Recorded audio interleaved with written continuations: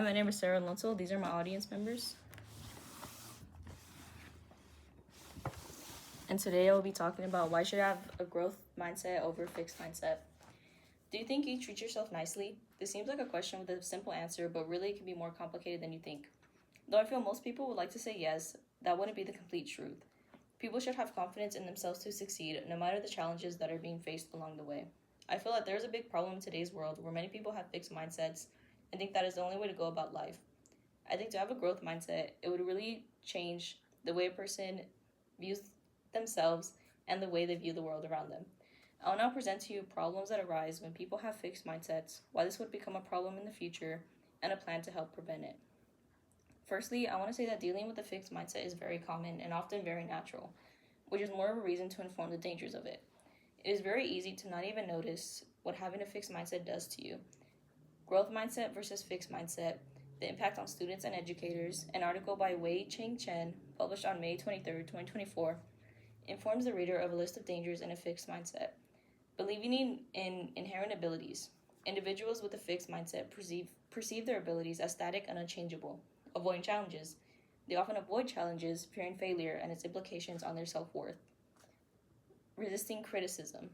Fixed mindset individuals typically ignore useful feedback as it conflicts with their perceived skill limits. This list shows the dangers of a fixed mindset. For example, it is found in the article Benefits of Growth Mindset and Dangers of Fixed Mindset on Cengage, published on July 10, 2021. When this vulnerability leads to embarrassment, it can create a barrier to personal growth. Because embarrassment and unhappiness can have a huge influence on self-esteem, failure and rejection can deliver a double whammy to your confidence, according to Melanie Greenberg, PhD. This demonstrates that having a fixed mindset is just the start of psychological problems.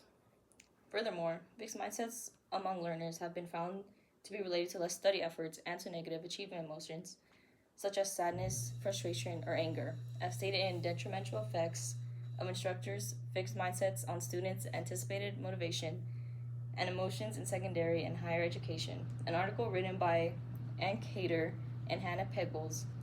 So once a struggle with a fixed mindset begins, it is hard to control, and it will affect your other daily tasks, for example, students and their schoolwork.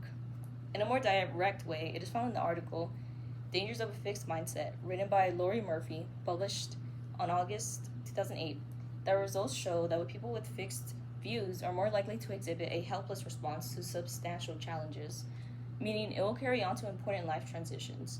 And it is important that during these times you use a growth mindset instead of a negative fixed mindset. Now that we know how harmful a fixed mindset can be, I'll talk about ways to change that fixed mindset to a growth mindset. The solution to fight this mindset in everybody would be to make people aware of it first. Once people realize that it is an actual problem, we as a society can start taking action into our own lives and make this change in the mindset. Something that would need to happen so that this is taken as a serious problem would be to spread awareness about it. The way to do that can be social media, lecture speeches in schools, and even in workplaces. In the article, a national experiment reveals where growth mindset improves achievement, written by David Yeager, published on August 7, 2019. It is reported that the growth mindset intervention communicates a memorable metaphor that the brain is like a muscle that grows stronger and smarter when it undergoes rigorous learning experiences. Adolescents hear this metaphor in the context of the neuroscience of learning. They reflect on ways to strengthen their brains through schoolwork, and they internalize the message by teaching it to a future first-year ninth grader. This demonstrates the benefits of having a growth mindset. In order to switch to a growth mindset, it takes more than just thinking about it, and it will be worth it when the growth mindset starts to take effect. And according to Catherine Coates, in Growth Mindset versus Fixed Mindset, What's the Difference?, published on March 10th, 2022, if you shift your focus from only praising outcomes to recognizing and rewarding effort, understanding that consistent effort over time is the key to mastery, and try to celebrate small victories and incremental progress, which are vital steps toward achieving larger goals. This is an example of how to shift your mindset and how it will help. Now, I know what most people might be thinking. Changing the whole mindset is much easier said than done. However, I think it is very much worth it, no matter how long it takes and how difficult it is to get there. Again, the advantages of having a growth mindset carry on to your everyday life, whether it is school, work, and even any life-changing events that you didn't know how to deal with before. I think if people continue to have a fixed mindset, especially students, school culture and school work ethic will become a very big problem. When dealing with a fixed mindset, as stated before, it can bring down students' study habits and hold students back as they believe they are going to fail at whatever it is they want to do. It is very important to have confidence in your everyday life, especially when you start looking at life through a new lens and suddenly you know how to deal with failure and new challenges easier than ever. Now, I hope that I have convinced you enough that it is time to make a change, but what will be the first step? I think something that is very important is to spread awareness of how serious this problem is and will become. Like I stated before, this could be done through social media posts.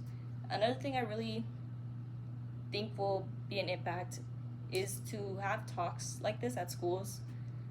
Perhaps at the start of every class, or maybe every week, teachers can start implementing talks about growth mindsets and how to turn fixed mindsets into growth mindsets. Of course, this wouldn't be that easy to control, but again, remember just to have a growth mindset on this process. There just needs to be much more attention to this problem as there can be, so people can start taking the solutions more seriously. To conclude, we have gone through why having a fixed mindset is a problem. If you have any of these feelings or thoughts, I hope you're able to recognize them as something that should be changed. Even wanting to make a difference to not just yourself, but to everyone, knowing the advantages on how to take action. Don't stay stuck, there's always time for growth.